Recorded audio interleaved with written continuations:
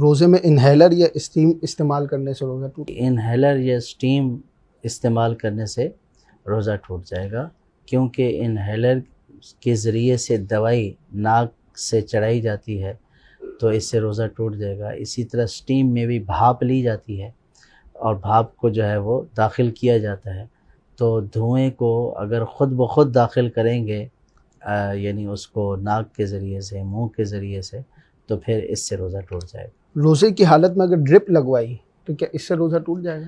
روزے کی حالت میں انجیکشن اور ڈرپ لگانے کا ایک ہی حکم ہے، اچھا۔ یعنی اس سے روزہ نہیں ٹوٹتا ہے، لیکن بعض علماء اس کے ٹوٹنے کا چونکہ کہتے ہیں تو اس لیے احتیاط اسی میں ہے کہ یہ دونوں کام روزے کی حالت میں نہ کروائے جائیں۔ لیکن اگر کسی نے کروا لیا یعنی ڈرپ لگوا لی یا انجیکشن لگوا لیا تو اس سے روزہ نہیں ٹوٹے گا۔ روزے کی حالت میں اگر بخار چیک کیا تھرمامیٹر کے ذریعے تو کیا اس سے روزہ ٹوٹ جاتا ہے؟ تھرمامیٹر جو ہے وہ اچھی طرح صاف کر لینا چاہیے۔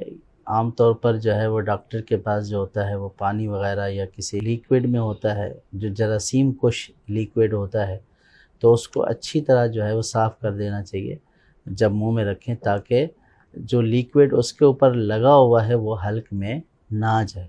تو اگر اس احتیاط کے ساتھ جو ہے وہ تھرمامیٹر منہ میں رکھا ہے تو اس سے روزہ نہیں ٹوٹے گا۔ ماشاءاللہ۔ گھروں میں تو عام طور پر جو تھرمامیٹر ہوتے ہیں اس میں ایسا اہتمام نہیں ہوتا، وہ تو یہ ہے کہ ڈبے سے نکالا اور فوراً منہ میں رکھ دیا۔ لیکن اگر تھرمامیٹر جو ہے وہ کسی لیکوڈ وغیرہ میں ہے تو اس کو اچھی طرح صاف کر لینا چاہیے تاکہ وہ حلق میں لیکوڈ یا کوئی پانی وغیرہ نہ آ جائے۔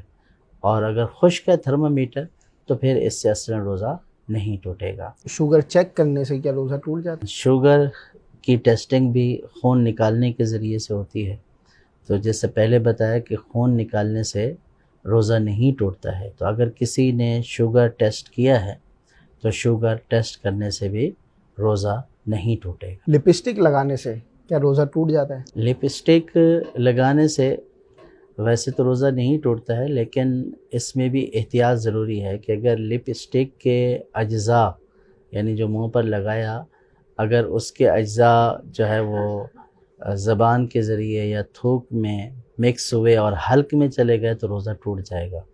تو اس لیے روزے کی حالت میں اس سے احتیاط کرنا چاہیے، کیونکہ اجزاء جو ہے وہ بڑے باریک ہوتے ہیں، پتہ نہیں چلتا ہے، لیکن اگر اس کا وہ منہ میں چلے گا اور اس کا ذائقہ حلق میں محسوس ہوا تو پھر اس صورت میں روزہ ٹوٹ جائے گا، ورنہ روزہ نہیں ٹوٹے گا۔